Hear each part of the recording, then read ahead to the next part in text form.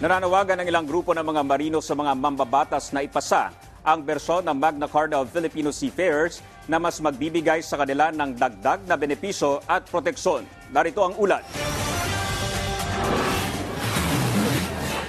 Isa ang Pilipinas sa 5 pinakamalaking supplier ng mga seafarers sa buong mundo, kasama ng Russian Federation, Indonesia, China at India. Batay sa datos ng Bangko Sentral ng Pilipinas, 22% ng total OFW dollar remittances ay nagmumula sa sektor ng mga tripulante. Nagpapasalamat ang mga samahan ng marino dahil isa ang Magna Carta of Filipino Seafarers sa 20 priority bills na itinutulak ni Pangulong Ferdinand R. Marcos Jr. na maisabatas ngayong Disyembre. Sa Senado, natapos na ang interpellation ng ilang senador kay Senador Raffy Tulfo na siyang sponsor ng panukala. Dito naungkat ang kontrobersal na escrow provision na nakapaloob sa bersyong ipinasa ng Kamara. Tutol dito si Senator Risa Ontiveros dahil isinasaad nito na hindi agad makukuha ng isang marino ang kanyang disability o death claims dahil ilalagay muna ito sa isang escrow account hanggat hindi na dedesisyonan ng Korte Suprema. Sa kasalukuyan kasing batas, final and executory na ang claims kapag nadesisyonan na ng National Labor Relations Commission at National Conciliation and Mediation Board.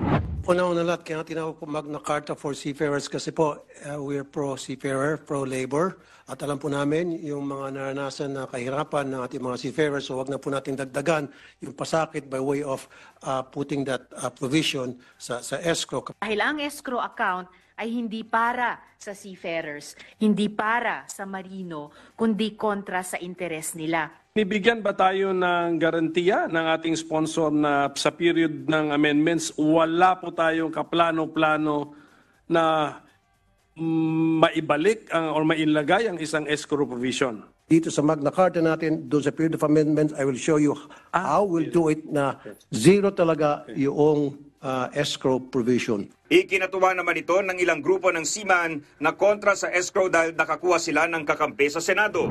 Kasi maraming namamatay na mga seaman pag ito ay naisingit.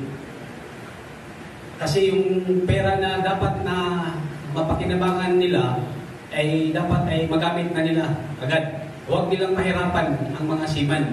Bilang paggunita sa 28th National Seafarers Day, nangako ang mga grupo ng marino na babantayan din nila na hindi makalusot ang probisyon kung saan magbabayad ng execution bond ang mga marino para lang makakuha ng claims.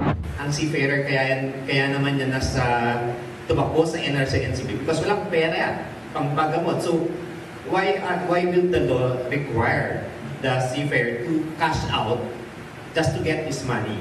Pero hindi pa natatapos ang laban ng seafarers dahil magkakaroon pa ng Bicameral Conference Committee at doon magkakaalaman kung makakalusot o hindi ang escrow provision. Panawagan ng mga marino sa mga mambabatas na kung talagang modern-day heroes ang turing sa kanila ay dapat isabatas ang Magna Carta na tunay na magbibigay ng proteksyon sa kanila at hindi sa interes ng kanilang mga employer. Dominic Almelor, para sa Bayan.